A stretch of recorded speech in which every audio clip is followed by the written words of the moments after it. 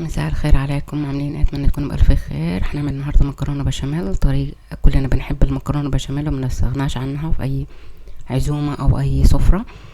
انا اسمي سوسنة. لو اول مره اشوف الفيديو لايك وشير وسبسكرايب. معايا 500 جرام من اللحمه البقري، تمام. وممكن تستعملي ضاني، دي حاجه ترجع لك. انا بحب اللحمه البقري. هفرطها كده من بعض. وبعد كده انا كنت فرمت بصلة كبيرة في الكبة عشان تبقى ناعمة وحلوة، احط عليها. بعد كده احط البهارات بتاعتي. من كل البهارات اللي انا هحطها دي هقولك عليها نص نص. يعني انا بحط قرفة، 7 بهارات، فلفل اسود، ملح. ما بحبش ازود بهارات كتير عشان يعني ما تغيرش الطعم بتاع اللحمة، فكله نص نص من البهارات دي. بس انت حطي اي بهارات انت بتحبيها، يعني مش لازم تحط البهارات اللي انا بحطها. وملح طبعا، وتظبط الملح بتاعك. بعد ما تشرب المية كده هجيب معجون من الطماطم واحط عليها، وشوف اللون اللي انتي بتحبيه. يعني انا بحبها تكون دارك شوية، فهحط الصلصة كده واخليها تستبك، تاخد وتدي مع بعض.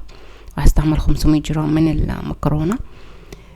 وعايزين يا جماعة دعواتكم معنا. لسه ناس السودان في الغمة، ويا رب ارفع البلد جميلة، واهل السودان اطيب ناس على وجه الارض يعني. عايزين دعواتكم معانا. ادي كده هذه حلة فيها مية، هخليها تغلي. احط حتة ملح وزيت واخليه يغلي كده مع بعض.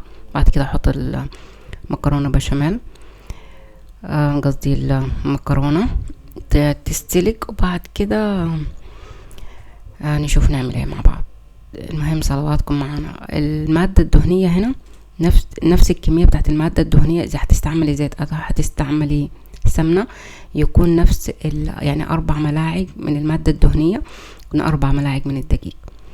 وخليها كده ويحط الدقيق عليها. الدقيق يا جماعة يعني ما بيغيرش لونه، بس هو يبقبق كده شوية معانا، يعني يغلي. وبعد كده نحط اللبن يعني قولي 1.5 لتر من اللبن. فانا قاعده اقلب كده وانا بحط اللبن هو بارد، لان هي كل ما تقعد البشاميل بتتقل. فتمام، يعني بعد ما تشيليها من على النار هي هتتقل، فانا مش عايزاها تقيله خالص. وهي ممكن تزودي جبنه مثلثات. انا هزود جبنه مثلثات، واحط فلفل ابيض. لما عندكيش يا ستي حطي فلفل اسود وملح بس. ما بحطش جوزة الطيب، انا ما بحبش طعمها. جربتها قبل كده بجوزة الطيب، ما عجبتنيش بصراحه. فالمهم هي هتقعد تتقل. طبعا هي في النار هتتقل. فشوف القوام اللي انت بتحبيه، بس هي لما تكون خفيفة بتكون حلوة يعني. فادي كده هشيلها من على النار، لان ابتدت تتقل خلاص، وانا مش عايزاها تقيلة خالص. ولو ما عندكيش جبنة من المثلثات يا ستي ما تحطيش، مش لازم يعني. حطي شوية كده، ملعقتين حلوين، عشان تبقى لايصة ومايصة كده، عشان تبقى كلها جوسي. المهم ادي كده هجيب الباركس بتاعي، وانا ولعت الفرن على 180. احط طبقة من البشاميل كده زي ما شايفة على عشان ما تتحرقش والمكرونة تتماسك مع بعض. احط نص المكرونة بتاعتي. وال500 جرام من المكرونة بصراحة كان كتير على الباركس بتاعي، لاني مش كبير خالص.